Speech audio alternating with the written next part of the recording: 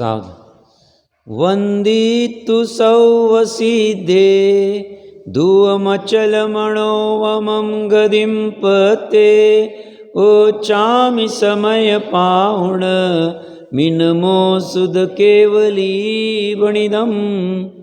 नमः समय साराय स्वानुभूत्या चकासते चित् स्वभावाय भावाय सर्वभावांतर चिदे। समय सार जी ग्रंथादिराज से निर्जरा अधिकार में अपनी चर्चा चल रही 161 नंबर के कलश के ऊपर आचार्य देव कह रहे हैं सम्यक दृष्टि जीव भी भोगता है। भोगते तो वो भी है, भोगते तो वैसे सिद्ध भी है, सिद्ध भी भोग रहे हैं, अरहंत भी भोग रहे हैं। सभी जीव भोगना तो भोग रहे, बट भोग भोग में फर्क है। अज्ञानी के भोग, सम्यक दृष्टि के भोग, मुनिराज के भोग, अरहंतों के भोग और सिद्धों के भोग, भोग में फर्क पड़ गया। भोग में कहाँ फर्क पड़ा? उपादान की, क्षणिक उपादान के तत्समय की योग्यता के भोग में फर्क पड़ गया। कहाँ फर्क पड़ा? सिद्ध अव्याभात सुख को भोगते हैं, सिद्ध अनंत गुणों के अनंतता को भोगते हैं, अरहंत अव्याभात सुख को नहीं भोगते, अनंत सुख को भोगते। अरहंत चार घाती कर्म के अभाव में, बट अभी प्रतिजीवी गुणों का अभाव नहीं हुआ है, तो उतने प्रमाण में उनका पूर्णता को भोगना नहीं हो रहा है। अनंत चारित्र को नहीं भोग रहे हैं। भले ही कहने में आता है अनंत चारित्र प्रकट हो गया 13वें में, बट 14 गुणस्थान के अंत समय में होगा, क्योंकि अभी प्रतिजीव गुणों का बाकी भोगना ही है। तो ज्ञानी कह रहे हैं स्व को भोगो। स्व कैसा है? टंकोत्कीर्ण निज रस से परिपूर्ण ज्ञान, ये स्व है। इतने को ही भोगो। भोगने योग्य इतनी बात है। 3 लोग जीव को भोगने में इसी को यथार्थ रूप में भोग सकता है जीव, अन्य को भोग नहीं सकता है। भले ही भ्रम से कुछ भी भोगे, भ्रम से अनंत संसार को भोगे, भ्रम से 84 लाख योनियों को भोगे, भ्रम से 66,336 भोग को भोगे अंतर्मुहूर्त में, भ्रम से पुण्य के उदय में 3 पल्ले की भोग भूमि को भोगे, 31 सागरोपम के नवग्रहवक को भोगे, या पाप के उदय में 33 सागरोपम के नरक को भोगे। भोगना तो है, बट भोगने में फर्क करना है। तो ऐसा क्या भोगते हैं? तो बोलते हैं ज्ञान को भोगते हैं। फिर 7वीं नरक वाला भी इस ज्ञान को भोगेगा तो 7वीं नरक में सुख उत्पन्न होगा, और 31 सागरोपम वाला भी आसपास में इतना वैभव होते हुए भी अगर इस ज्ञान को नहीं भोगता है, परिपूर्ण वाले निजरस वाले, तो वह अज्ञान को भोगता है, दुख को भोगता है, आकुलता को भोगता है, अनंतानुबंधी कषाय के भाव को भोगता है। अनंतानुबंधी की कषाय अज्ञानी को निरंतर चलती रहे, सोते उठते खाते पीते सब कुछ करते, निरंतर चल रही। मिथ्यात्व को भोगेगा। भोग भोग में फर्क है। अब चॉइस हमारी, हमें क्या भोगना है। हो सकता है ये वाला जो निज रस से परिपूर्ण ज्ञान है, इसकी निचली भूमिका में, प्रारंभिक भूमिका में प्रतीति इमीडिएटली होवे नहीं भी, या पता नहीं ऐसी वस्तु होगी कि नहीं, संशय आदि विपर्य या अनवदशाय खड़ा होवे, क्या मालूम है या नहीं है, संशय रहेगा कि नहीं रहेगा, सीप है कि चांदी है, ये ऐसा निज रस का परिपूर्ण रस होता होगा क्या? कहाँ दिख रहा है? अमूर्तिक तो कहते हैं, बट है क्या ऐसा चैतन्य वाला रस? ऐसी शंका संदेह प्रारंभिक भूमिका में उत्पन्न हो भी सकती है, बट वो कह रहे हैं ऐसी शंका उत्पन्न होते हुए भी एक बार जोर लगा के इस निजरस को, इस निजरस से परिपूर्ण ज्ञान को भोग लोगे तो अन्य कोई भोगने योग्य अच्छा नहीं लगे। और इसी बलबूते पे, मतलब जो टोडरमल जी साहब कहते थे 7वें अधिकार में, तो भरत आदि के उदाहरण मत लेना, उनकी चर्चा बाद में करूंगा। वो भी 96,000 को भोगते हैं ना, तो 96,000 को भोगते नहीं हो, वो तो आत्मा को ही भोगते, इस ज्ञान को ही भोगते, तभी वो उसी वो मोक्ष जा पाए।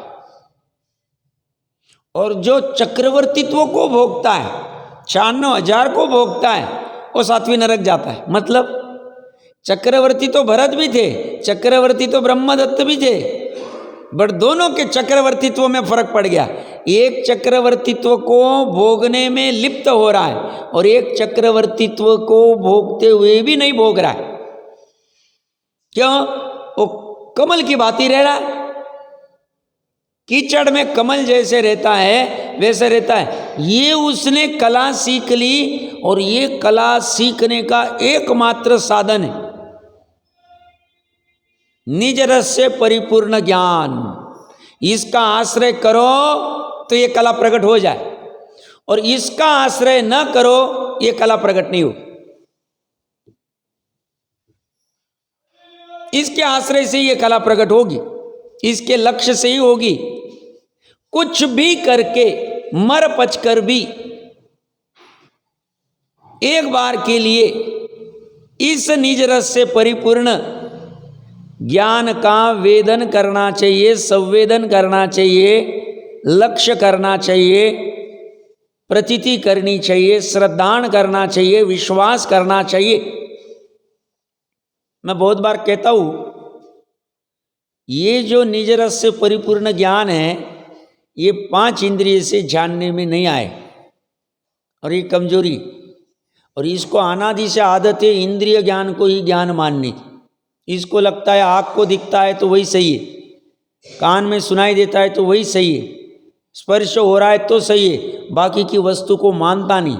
ये कह रहे हैं तुझे वो दृष्टि चाहिए जहां 5 इंद्रिय से परे इस वस्तु को जानने की सामर्थ्य तो तेरे में पड़ी है। तेरे पास हमने ऐसी मति श्रुत ज्ञान की पर्याय दे दी है संगी पंचेंद्रिय में कि जो इसको पकड़ सकते, उतनी सामर्थ्य है दी। अब तू यूज करे तो बात अलग है, अब तू उसको यूज नहीं करे और गलत जगह वेस्ट कर दे, वो तेरी भूल है। तेरी भूल मतलब उपादान की भूल है। उपादान की भूल मतलब अनंतर पूर्वक क्षणवर्ती पर्याय की और तत्समय की योग्यता की। त्रिकाली उपादान की कुछ भी भूल नहीं, त्रिकाली उपादान ने भूल एक भी की नहीं, किसी के नहीं, अज्ञानी के भी नहीं। जो निगोद में उसके त्रिकाली उपादान ने भी भूल नहीं किए, नित्य निगोद में जो उसके भी नहीं की। हम भी नित्य निगोद में थे, हमारे नित्य निगोद अवस्था में हमारे त्रिकाली उपादान ने भूल नहीं की थी। हमारे चारित्र गुण ने ऐसी विशुद्धि की 608 में नंबर लगा ली। बस ये पर्याय में, ये अनंतर पूर्वक क्षणवर्ती पर्याय और तत्समय में कर लेना। 923 के ने तो ऐसी भूल सुधार की कि पर्याय में बस 1-2 भाव किए और काम हो गया।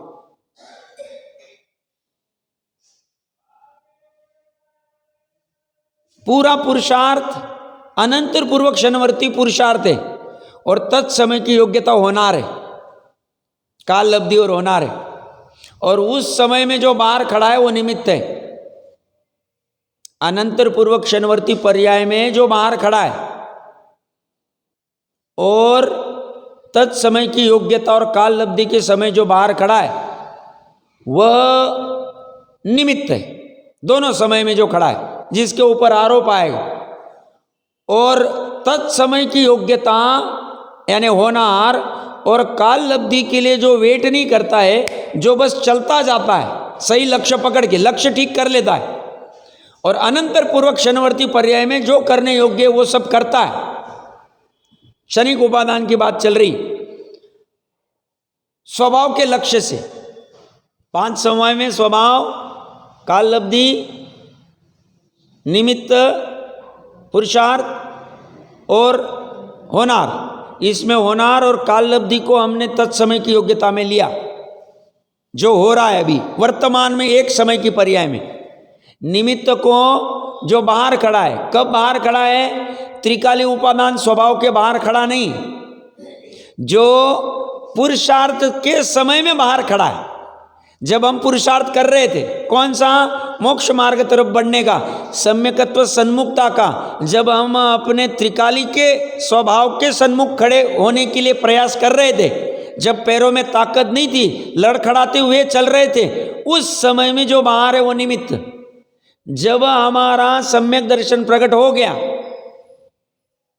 तत्समय की योग्यता में और काल लब्धि में, उस समय जो बाहर खड़ा है वो निमित्त है। मतलब जैसे महावीर के शेर के भाव में सम्यक दर्शन हुआ, उसके अंतर्मुहूर्त पहले अनंतर शनवर्ती पूर्व पुरुषार्थ चल रहा था उस स्वभाव का लक्ष्य करने का, वो क्या बोल रहे हैं उसको पकड़ने का, भावों को। उस समय में बाहर कौन थे? मुनिराज थे। उनके ऊपर आरोप आएगा, साहब आपकी वजह से हो गया। हो गया भाई। और जब जिस समय में सम्यक दर्शन प्रकट किया, जिस काल में, और जो होनार हुई तत्समय की योग्यता, उस समय में वही मुनिराज थे, उनके ऊपर आरोप आ। तो निमित्त खड़ा है बाहर में, खड़ा रहने देंगे हम। और अंदर में कौन सा निमित्त खड़ा था? कर्मों का उपशम आदि आदि, जो 7 प्रकृति का है, ये निमित्त है। और यहां पे तत्समय की योग्यता और काल लब्धि तो एक समय की, उसको भी गौन कर दो भाई। एक समय कहां पकड़ते बैठेंगे? बाहर निमित्त को मुनिराज है तो मुनिराज है, जिनमें भाई तो उसको भी छोड़ दो। स्वभाव जैसा है वैसा है। स्वभाव के लक्ष्य से अनंतर पूर्वक क्षणवर्ती पर्याय में जीव जो पुरुषार्थ पूर्वक चलने लग जाता है, क्षणिक उपादान वाला, ये काम कर जाए। स्वभाव कैसा? टंकोत्कीर्ण निज रस से परिपूर्ण ज्ञान, ये स्वभाव। इसका लक्ष्य सम्यक दृष्टि ने किया, उसका लक्ष्य किया, अरे भी भोग रहा है उसको। कैसा भोग रहा है? सर्वस्व से भोग रहा है। सर्वस्व कैसा? परिपूर्णता, कुछ भी किंचित मात्र कमी नहीं। और जो अपना है वो पूरा, अपना सामर्थ्य पूरा भोग रहा है। अनंत अस्तित्व वस्तुत्व आदि को भोग रहा है। ये भोग 3 खंड 6 खंडाधिपति या इंद्र आदि, इनके भोग और इस भोग की कंपैरिजन ही नहीं हो सकती। उपचार से करे जाते कि देवलोक के सुख से अनंत गुना सुख ज्ञानी को होता है। अतीन्द्रिय सुख जो है ये कहने मात्र का है, बाकी ये दोनों कंपैरेबल नहीं है। एक पराधीन है इंद्रिय वाला सुख स्वर्ग आदि का, और ये स्वाधीन है, ये स्वभाव के लक्ष्य से उत्पन्न हुआ हुआ।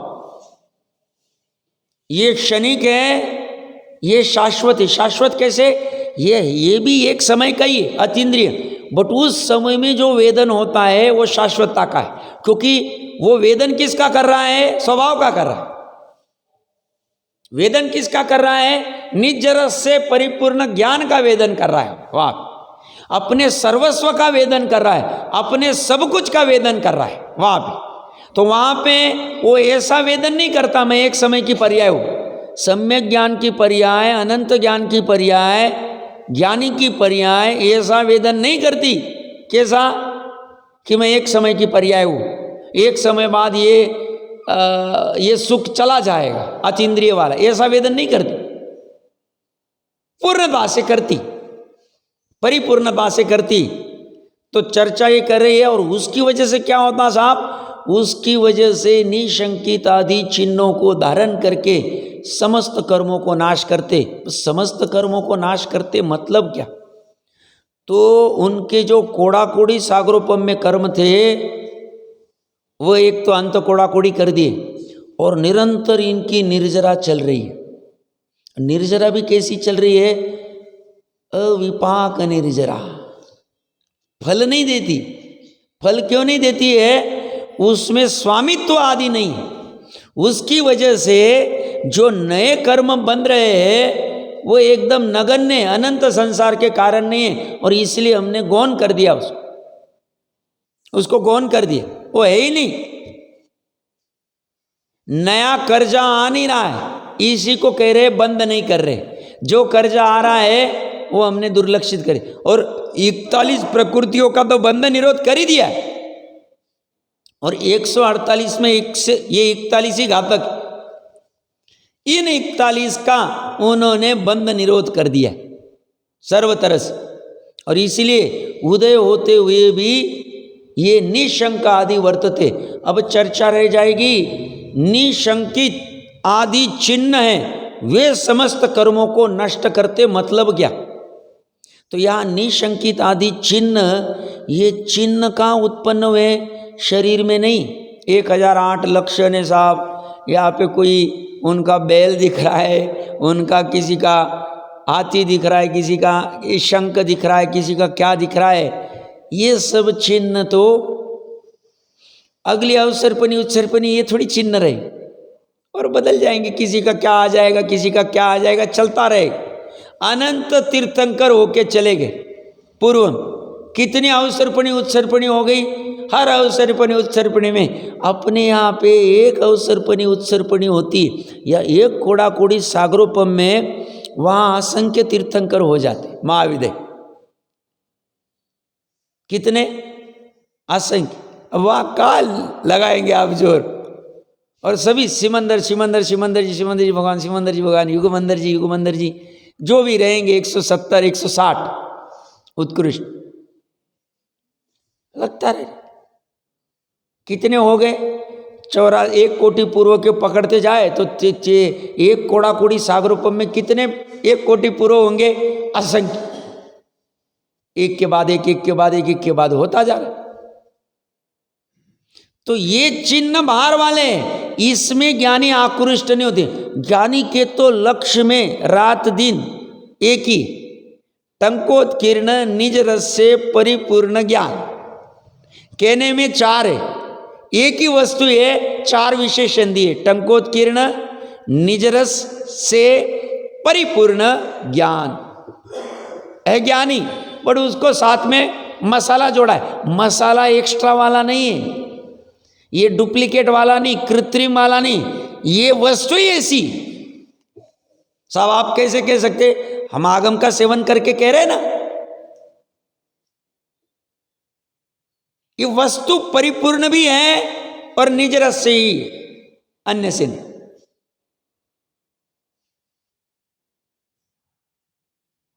तो ये जो चिन्ह है, निशंकित आदि चिन्ह, ये कहां प्रकट हुआ? आत्मा में भी कहां होगा? पर्याय में भी। कौन सी पर्याय में? श्रद्धा आदि की पर्याय में, बराबर।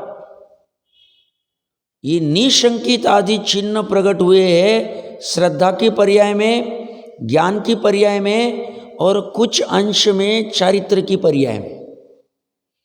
श्रद्धा के अंश में पूर्णता क्यों कह रहा हूं? जैसा श्रद्धान चौथे गुणस्थान वाले का है, वैसा ही केवली का, फर्क एक भी नहीं। आगम के वचन, तो वहां पे वह चिन्ह, वहां पे जो सम्यक श्रद्धा का चिन्ह प्रकट हुआ है, वही निशंकित का चिन्ह है। वहां शंका कुछ भी नहीं, मेरा क्या हो जाएगा, मैं अगर ये कार्य नहीं करूंगा तो अपने को बहुत भय बहुत रहता है, बाहर बहुत भय सही, मैं ये नहीं करूंगा तो वो क्या कहेंगे, ये क्या कहेंगे, इससे क्या लगेगा, इसको क्या लगेगा, फिर मेरे इसमें क्या होगा, उसके इसमें क्या होगा। ये इसको ज्ञानी जीव ने लोक मूर्ता में लिया।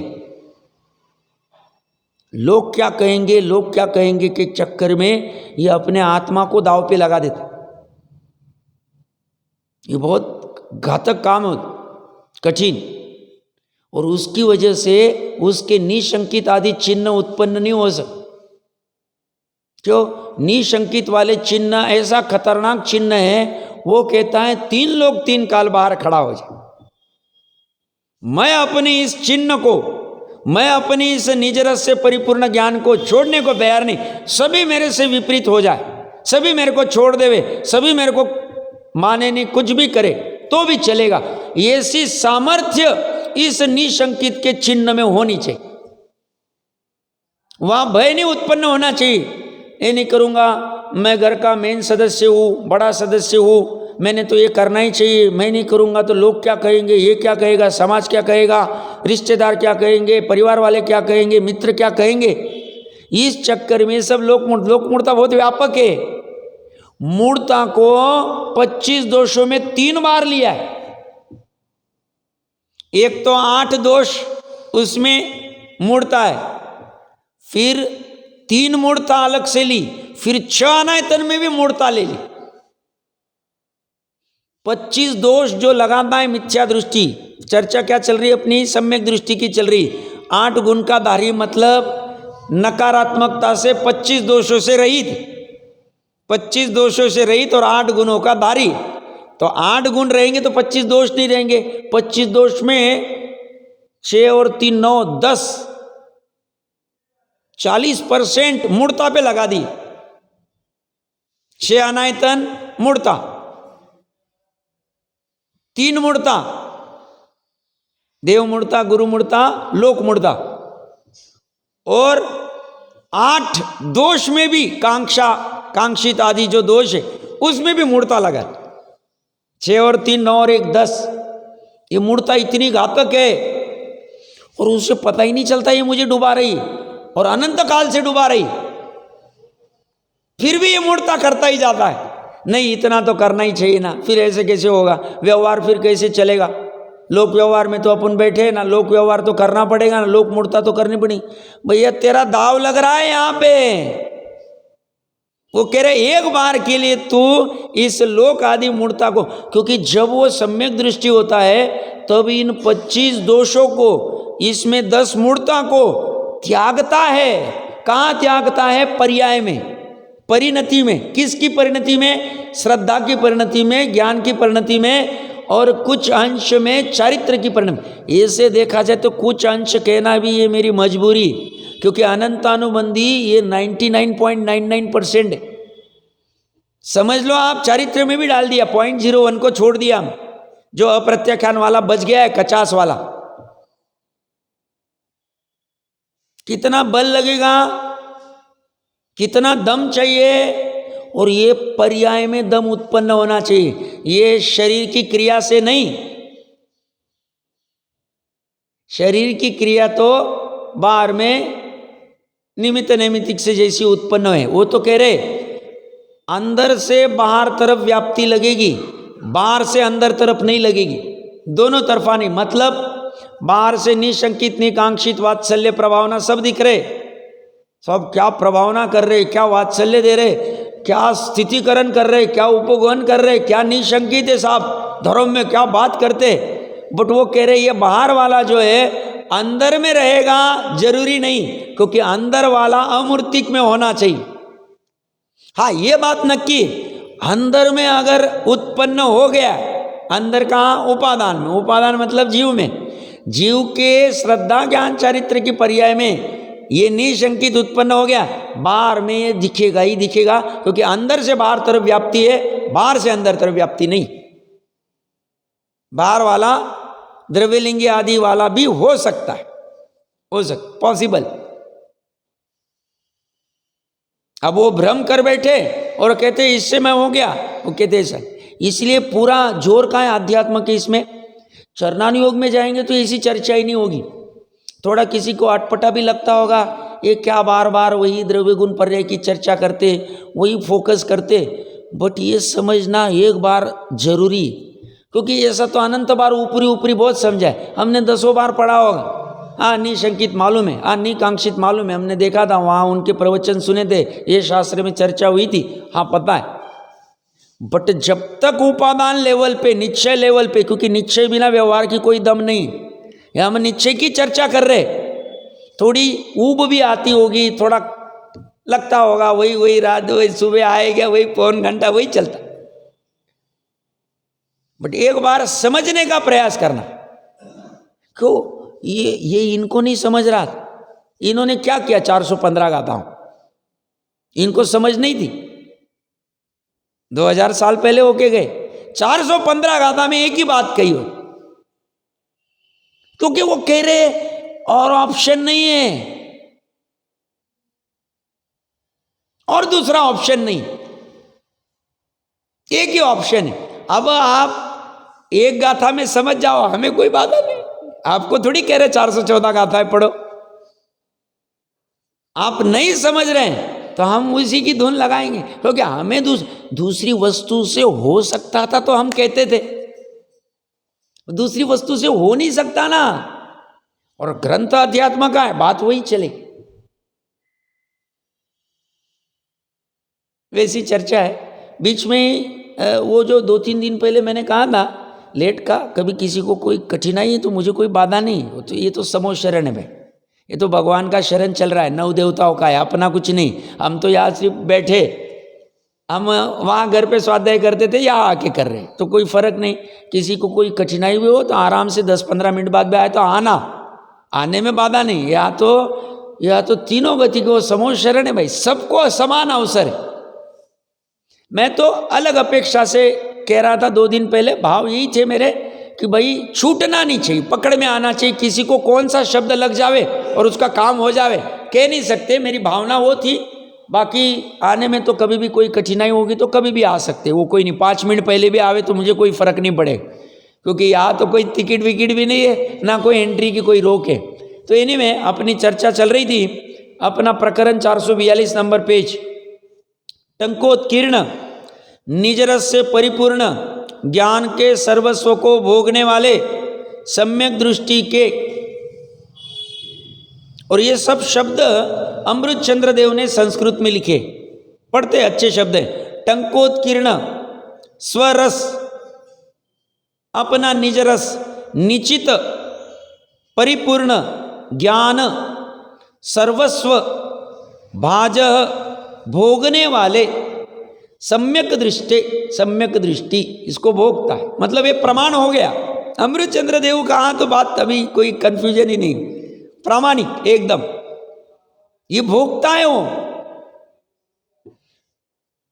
यद यह लक्ष्मानी, जो निशंकित आदि चिन्ह है वे समस्त कर्मों को नष्ट करते। तो सारांश 2 मिनट पहले मैंने वही कहा, श्रद्धा में ऐसी निशंकता आदि उत्पन्न हुई है, और ये चिन्ह गजब वाला है। श्रद्धा में मतलब श्रद्धा की पर्याय में, श्रद्धा के गुण में कुछ नहीं हुआ, जो हुआ वो श्रद्धा के पर्याय में हुआ, ज्ञान की पर्याय में और चारित्र की पर्याय में अनंतानुबंधी की कषाय गई। उस अपेक्षा से वो भी निशंकित हो गई। किस अपेक्षा से निशंकित हुई? कि मैं अभी निशंक यहां लीन हो सकती हूं। लीन होने की अपेक्षा से ये आगे, ये जानने की अपेक्षा से और ये मानने की अपेक्षा से, ऐसे ये चिन्ह जो है वे समस्त कर्मों को नष्ट करते। या समस्त कर्म मतलब 41 का निरोध कर दिया, और जो सत्ता में थे शैक सम्यक दृष्टि ने 7 कर्म की प्रकृति का नाश कर दिया, उस अपेक्षा से भी ले सकते। और वो कर्मों को अभी नाश करता जा रहा है, तो कथन की पद्धति नए में कि इसने अभी कर दिए, अभी किया नहीं। जैसे हम कहते हैं क्या कर रहे हो, भात पका रहा हो, अभी वो उदाहरण आता है, सब फेमस है आगम में। तो भात पका रहा हो मतलब भाई साहब आप अभी तो चावल वावल निकाल रहे हो, लकड़ी आदि ढूंढ रहे हो, और अभी तो कढ़ाई रखा भी नहीं कुछ अग्नि पे कुछ भी, और कैसे, अरे चावल बनाने के भाव हो गए मतलब हो गया। तो ऐसे हमारे भाव हो गए। अभी तक हम इन कर्मों को अच्छा मान रहे थे, अब हमने कर्म की परिणति को समझ लिया। कौन से? भाव कर्म, द्रव्य कर्म, 9 कर्म के। तो अब हम नाश करने के चक्कर में लगे, तो हमने कह दिया सभी कर्मों को नाश कर दिया। क्यों? श्रद्धा से तो हमने नाश कर ही दिया। श्रद्धा से कैसे नाश किया? श्रद्धा से इन भाव कर्म, द्रव्य कर्म, 9 कर्म को हम अपना नहीं मानते। अपना नहीं मानना, यही उनका नाश हो गया। अभी जो एक क्षेत्र का संश्लेष संबंध है वो जब नाश होगा, जब होगा। नहीं समझ में आ? द्रव्य कर्म के साथ जो संबंध है 14वें गुणस्थान के अंतिम समय बाद, अर्ध पुद्गल बाद होने वाला, हाँ होने वाला, क्या फर्क पड़ता, होने दो। 9 कर्म का अर्ध पुद्गल परावर्तन बाद होने वाला है, और भाव कर्म का 10वें गुणस्थान के बाद होने वाला। भाव कर्म का मतलब मोह राग द्वेष का 10वें गुणस्थान के बाद, द्रव्य कर्म का और नो कर्म का 14वें गुणस्थान के बाद। बट श्रद्धा में और ज्ञान में हमने जान लिया और मान लिया कि हमारे कर्म होते ही नहीं। क्यों? हमारा तो एकमात्र ज्ञायक है, एकमात्र निज रस से परिपूर्ण ज्ञान है और कुछ है ही नहीं हमारा। 3 लोक में परमाणु मात्र मेरा नहीं, 38वीं गाथा। अहम एक को मैं सिर्फ एक हूं, एक मतलब ये एक वाला। तो इसलिए मुझे इन सब कर्म आदि का रहते हुए भी नहीं है। क्यों? मैंने उनको गौण कर दिया,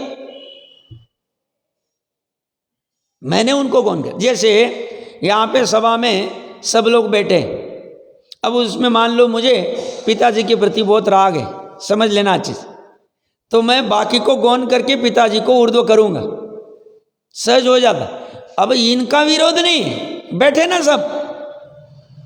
ऐसे ही कर्म आदि सब रहते हुए भी, द्रव्य कर्म, भाव कर्म, नो कर्म सभी रहते हुए भी मैंने अपने त्रिकाली स्वभाव को ऊर्ध्व किया।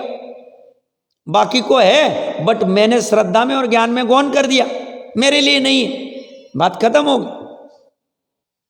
यही मैंने समस्त कर्मों का नाश कर दिया। क्या कला प्रकट की? हमें उसका भाव समझ से आना चाहिए। साहब क्या बात करते हो, आचार्य देव को समझ में नहीं आता। समस्त कर्मों का नाश 14वें गुणस्थान में होगा, द्रव्य कर्म का, नो कर्म का 14वें गुणस्थान में होगा, शरीर का, और भाव कर्म का 10वें गुणस्थान के बाद होगा। चपक श्रेणी वो भी, उपशम नहीं। समझता नहीं उनको, समझता है। उनकी भाषा तुम्हें समझती आनी चाहिए। क्या भाषा है? समस्त कर्मों को नष्ट करते हैं श्रद्धा से और ज्ञान से। श्रद्धा से उन कर्मों को अपना नहीं मानते तो उनका नाश हो गया मेरे लिए, श्रद्धा के लिए। त्रिकाली को तो इन सबको मानता ही नहीं, वो तो अपनी पर्याय को भी मानता नहीं। उसको तो पर्याय से भी कुछ लेना नहीं, अपनी पर्याय से, अपनी निर्मल पर्याय से भी कुछ नहीं। सिद्धों की अभी निर्मल पर्याय हो रही, अनंत ज्ञान अनंत दर्शन, केवल ज्ञान केवल दर्शन। उस पर्याय का त्रिकाली को भी कुछ लेना नहीं। वो बोलता है मेरे को विश्व में किसी का कुछ नहीं लेना, जो हो रहा है होने दो, मुझे क्या करना, मैं अपरिणामी हूं। क्या तत्व होगा वो, कल्पना करना। क्या कह रहा हूं मैं फिर से एक बार, सिद्धों का त्रिकाली और सिद्धों की अनंत ज्ञान केवल ज्ञान की पर्याय, उसको भी इसका कुछ लेना देना नहीं। सब केवल ज्ञान की पर्याय, महिमा आनी चाहिए इसको। ये कहता है मेरे को किसी की महिमा आती नहीं, मेरी महिमा मेरी पर्याय को करनी तो करे, मुझे किसी की महिमा नहीं कर। मुझे किसकी महिमा करनी, कोई आवश्यकता ही नहीं मुझे, मैं परिपूर्ण हूं। हाँ, मेरी पर्याय को परिपूर्ण होना है तो मेरी महिमा करे। नीचे जो संसार में छद्मस्त जीव है मेरी महिमा करे। हाँ, हमें भी सिद्ध जैसा होना है, हमें भी अशरीरी होना है, तो वो विचार करे, मुझे किसी को करना नहीं है। यह साथ त्रिकाली का स्वभाव।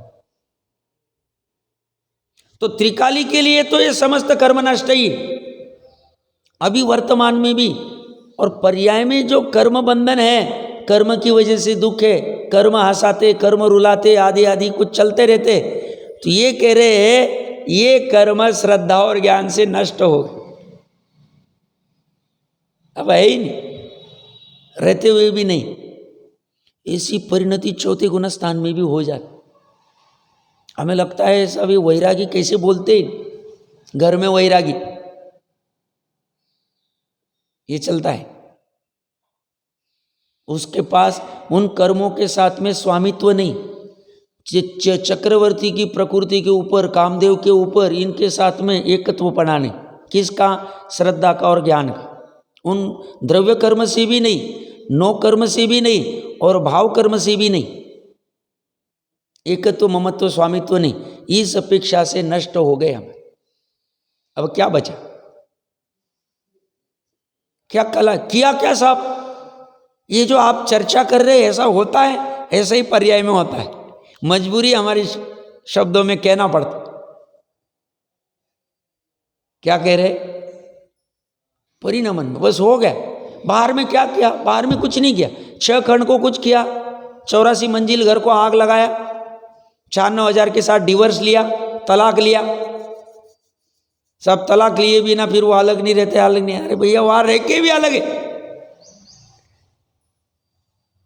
अक्षोनी सेना को कह दिया नहीं जाओ भैया, नहीं ये बच्चे को अभी ये तुम्हारा चक्रवर्ती रहेगा, मैं अभी चक्रवर्ती नहीं, मैं रिटायर हो जाता हूं। हो गए पर्याय। फोकस पूरा कहां डाल रहे हैं हम? करना पूरा पर्याय में काम। द्रव्य गुण में करने योग कर नहीं सकते, करने की जरूरत नहीं, करने की आवश्यकता नहीं। तो ये कह रहे समस्त कर्मों को नष्ट करते हैं, इसलिए कर्म का उदय। और ज्ञान कैसे समस्त कर्मों को नष्ट करता है? ज्ञान कर्म के उदय को, कार्बन वर्गना में पड़े, सत्ता में पड़े कर्मों को, कार्बन शरीर में, और जो बंद हो रहे अभी अप्रत्यक्ष अनादि वाले, इनको अपना मानता ही नहीं, जानता ही नहीं।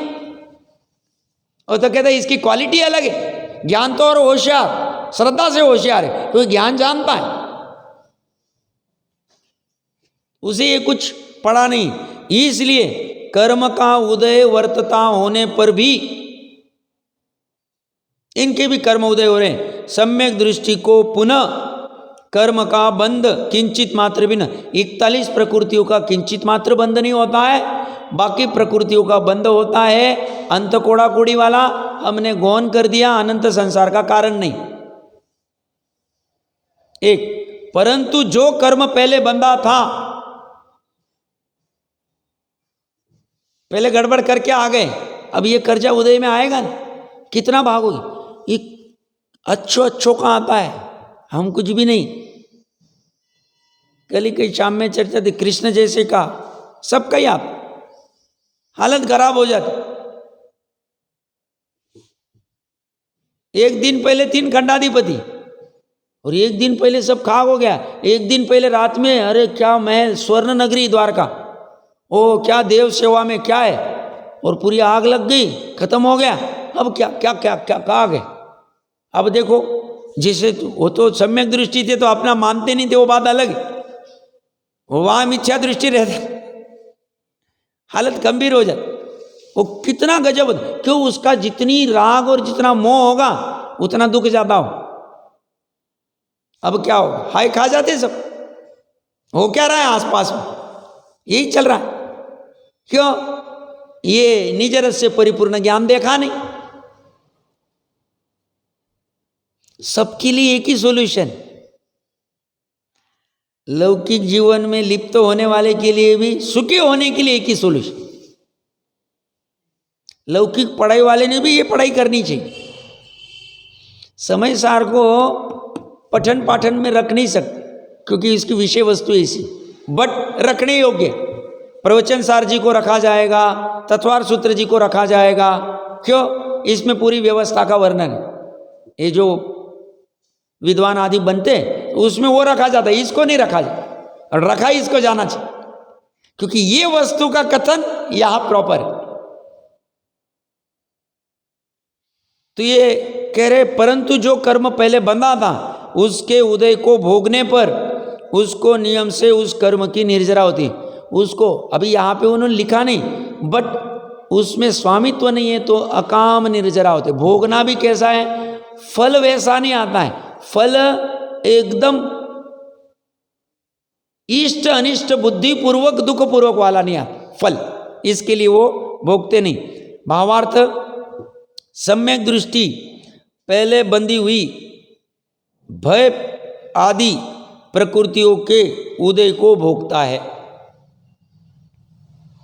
तथापि निशंकित आदि गुण। अभी यह जो लिखा ना जयचंद जी साहब ने, भय आदि प्रकृतियों को, भय को किस अपेक्षा से लिया? जिसे डॉक्टर साहब ने परसों प्रश्न पूछा था कि जंगल में वो भागता क्यों है एक व्यक्ति, और मुनिराज क्यों नहीं भाग? तो मुनिराज के उस समय में भय प्रकृति का उदय नहीं है, या थोड़ा सा है, मतलब वैसा तीव्र नहीं कि जिससे भागना पड़े। और इसके भागने का, अच्छा ये भी जो भाग रहा है कौन?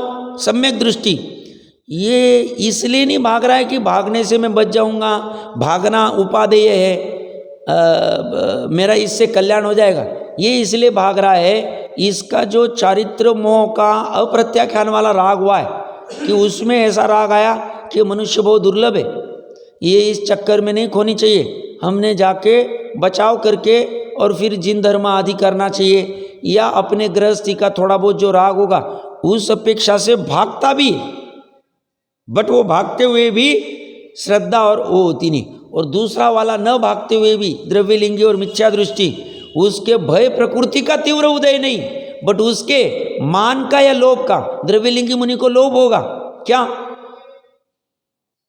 28 मूलगुण वाले कैसे भाग सकते? मुझे तो 28 मूलगुण पालने हैं, वो शेर भले ही खा जाए, ऐसा लोभ उत्पन्न हुआ उस, और वो भी उपादेय बुद्धि वाला लोभ, उसकी क्वालिटी वैसी रहेगी तो उसमें वो, तो ये कह रहे हैं पहले बंधी हुई भय आदि प्रकृतियों के उदय को भोगता है, तथापि निशंकित आदि गुणों के विद्यमान होने से उसे शंकाधिकृत बंध नहीं होता।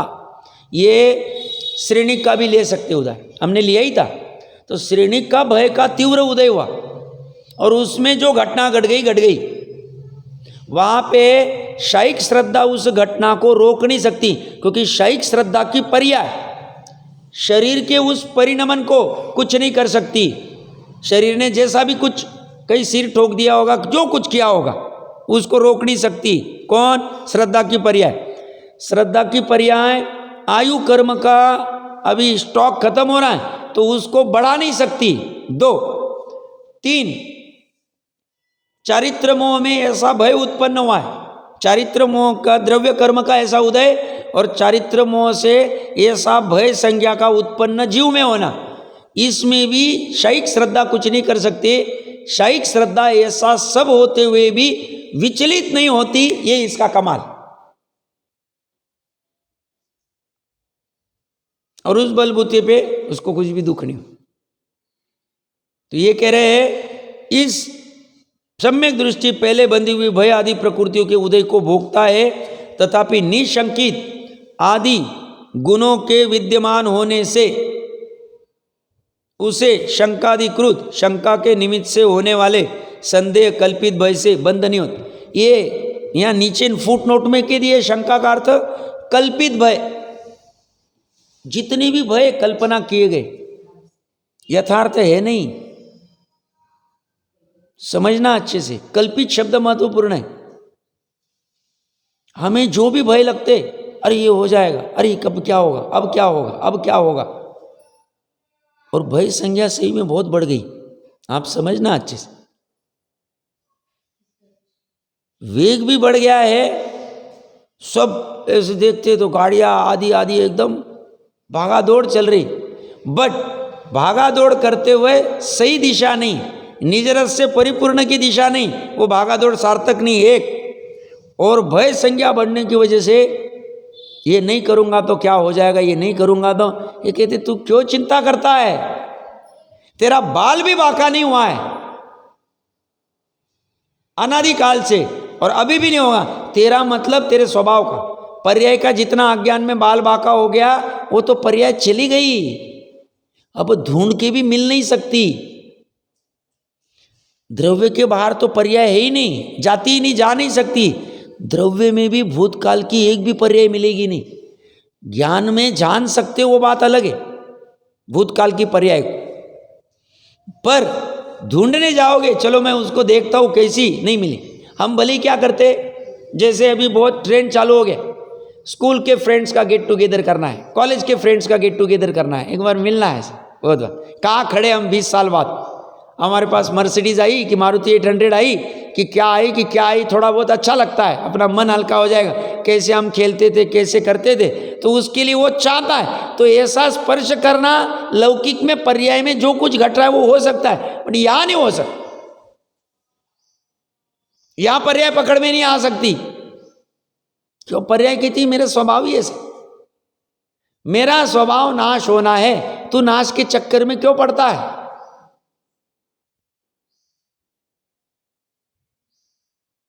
गलत जगह फ्रेंडशिप लगा ली हमने। मित्रता किससे की? जो स्वयं शनि के, जो सब मरने वाले। फ्रेंडशिप कहाँ करनी चाहिए थी? मित्रता वहां करनी चाहिए एक के। इसलिए आत्मा ही आत्मा का मित्र है। आत्मानुशासन या इष्टोपदेश दोनों में से कैसे होगा? और अन्य कोई अच्छा मित्र नहीं। और यह आत्मा मतलब त्रिकाली आत्मा की बात की। इसके साथ गेट टुगेदर जितने करने उतने कर लो। ये गेट टुगेदर ज्यादा हेल्प नहीं देंगे। थोड़े सालों पहले स्कूल के फ्रेंड का है, अरे तुम लीडरशिप लेके करो गेट टुगेदर। मैं बोला अरे आप देखो क्या करना। कितना दिन सुख कितना रहता है, कैलकुलेट करो, उसको पकड़ना चाहिए ज्ञान ने। हम सुख की चाह में करते क्या, भागते कहाँ भाग रहे वही समझ नहीं रहा। हमने भ्रम, ये क्या कह रहे, भ्रम खड़ा कर दिया कि हम गेट टुगेदर करेंगे तो सुखी हो जाएंगे। हम उसको बोलते दूसरे दिन, भैया क्या सुख है, कहाँ सुख। तूफान मचा है अज्ञान का, भ्रम का।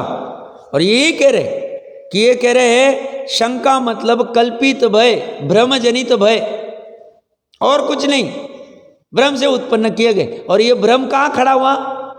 उपादान में। और इसका नाश कौन करेगा? उपादान ही करे, त्रिकाली करेगा नहीं। अनंत पूर्वक क्षणवर्ती पर्याय करेगी भ्रम का नाश। भ्रम का नाश हुआ है तत्समय की योग्यता में। ये थोड़े से टॉपिक अटपटे तो किसी को लगते नहीं होंगे, बट नहीं होंगे तो पढ़ लेना एक बार, तो उसके भाव समझ में आएंगे मैं क्या कहना चाह रहा हूं। तो तत्समय की योग्यता में भ्रम खड़ा है, और उस भ्रम को नाश करने के लिए अनंतर पूर्वक क्षणवर्ती पर्याय में ये प्रयास करता है, और उसका भ्रम छूट जाता है, वापस तत्समय की योग्यता। तो ये कह रहे हैं ये शंकाधिकृत को बंध नहीं होता, किंतु पूर्व कर्म की निर्जरा ही होती है। ऐसी गजब की ये चर्चा है। 229 नंबर गाथा की चर्चा